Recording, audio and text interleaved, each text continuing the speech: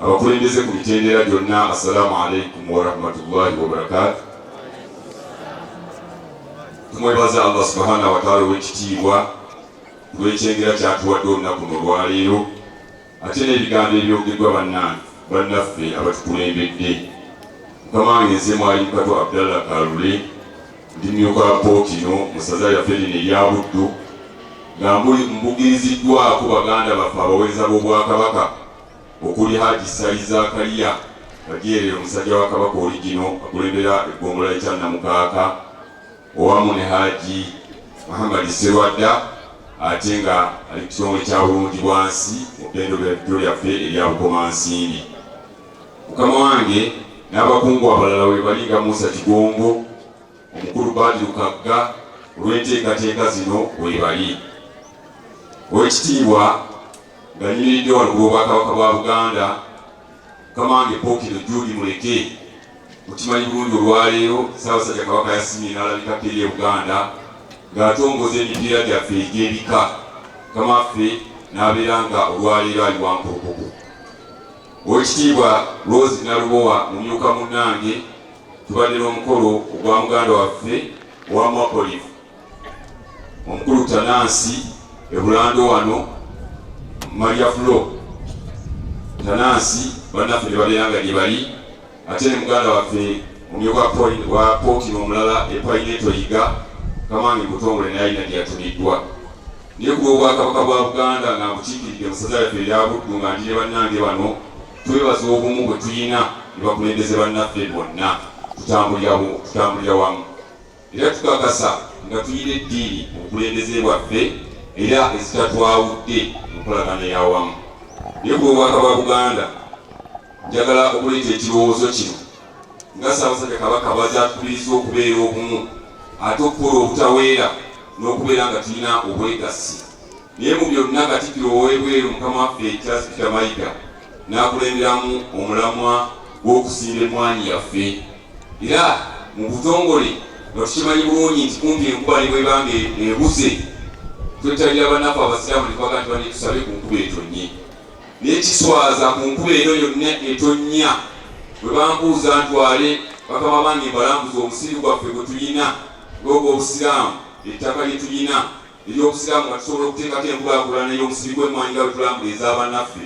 Mukama waffe kitusoomooza mu Busiraamu bwaffe naddala buno obw'e Masaka, nti ettaka tuliwo yali aliyo eritundibwa.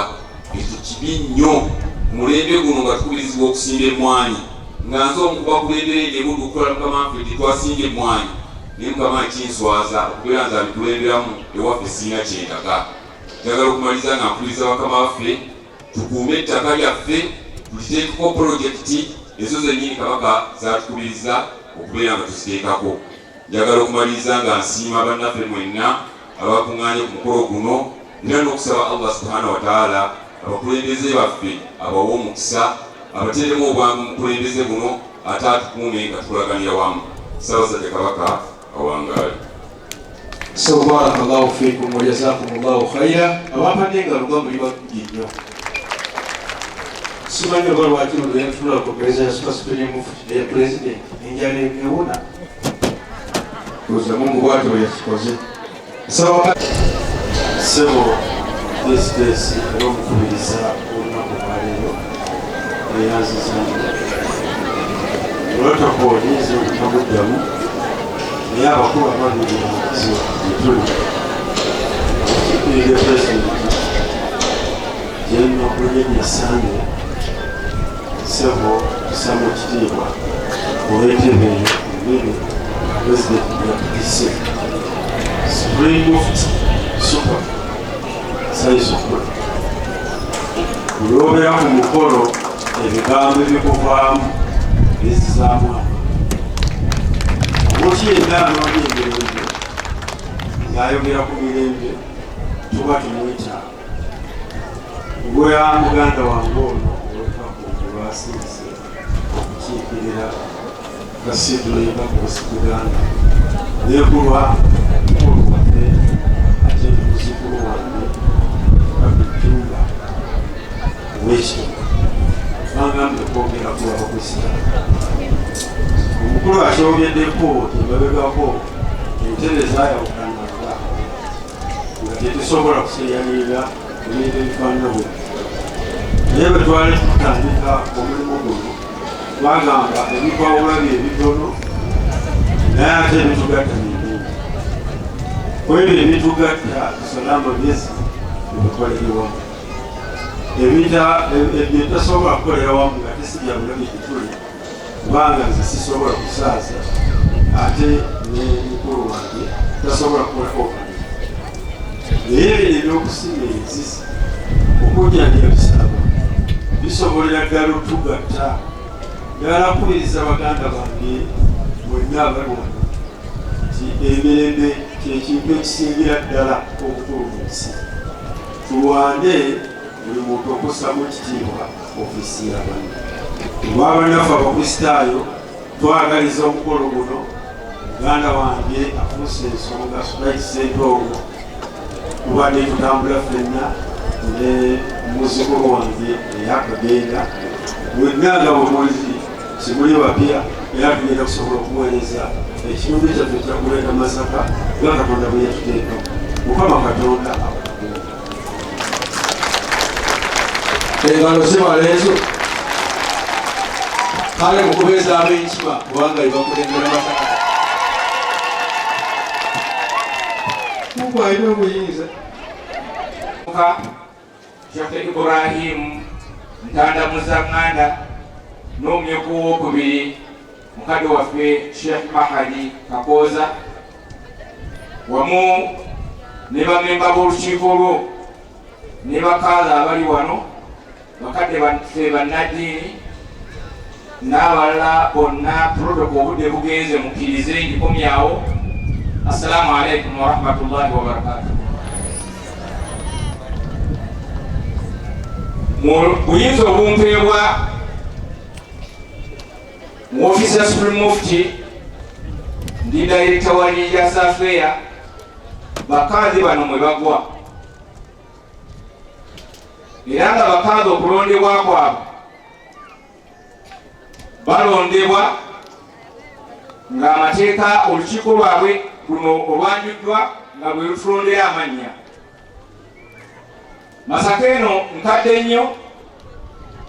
Obusiraamu bugenda okugatibwa mu Uganda Muslim Supreme Council nga lyoweeri ng'era abasiraamu bamasheekha abakulu Allah subhanahu wa ta'ala be yatwala nga weebali baweereza obusiraamu. Bakaazi abazze bakulembera babadde bangi naye obukulembeze buno okujja mu 2009 Supreme Mufti wa Uganda Sheikh Zubairi Sowedi Kayongo bwe yalondebwa ne Masaka nebeera ng'efuna obukulembeze obwa Sheikh waffe Shuaibu Ndugga Allahumma ghafir lahu warhamhu. N'akulembera okumala emyaka 13 okutuusa Allah subhanahu wa ta'ala bwe yamujjulula ennaku z'omwezi nga 22 April. Allah subhanahu wa ta'ala n'amutwala ne tumuziika ng'ennaku z'omwezi 23 era omwezi ogwo mukadde waffe Sheikh Sulaiman Khamisi Ssentongo nga 23 n'alondebwa okubeera ng'abeera acting okukuuma ekifo ekyo ekibadde mukadde waffe Sheikh Swaibu Ndugga. Aweereza obuweereza obulungi okuviira ddala bwe yamaliriza obuwalimu n'aweereza mu Ssembabule, Bukomansimbi, Kiwangala, Kabigi, Masaka wano Islamic ng'asomesa abaana b'Obusiraamu tukyetaganga.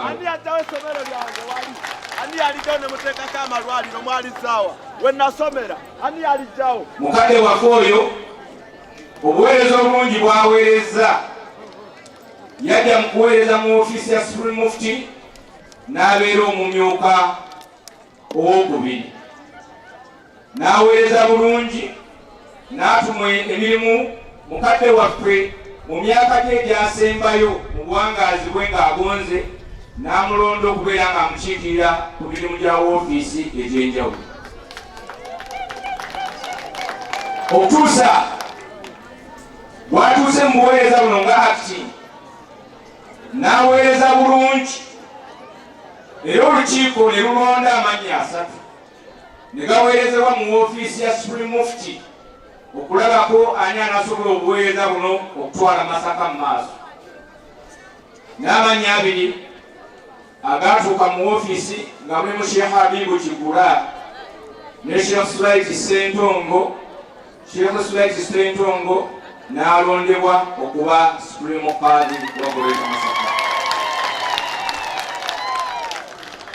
Nawekyo obudde sijja butwala, nja kusaba Seeka Sulaiti Sentongo asembere awo mu maaso awo, mukadde waffe wajja okuyimirira, ayinza obutasobola kujja wano kasana.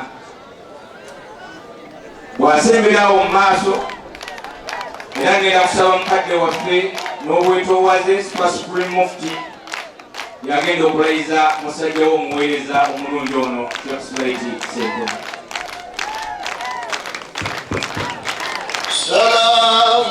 سلام كمسك الختام عليكم أحبا بنا يا أكرم ومن ذكرهم أنسنا في الظلام والنور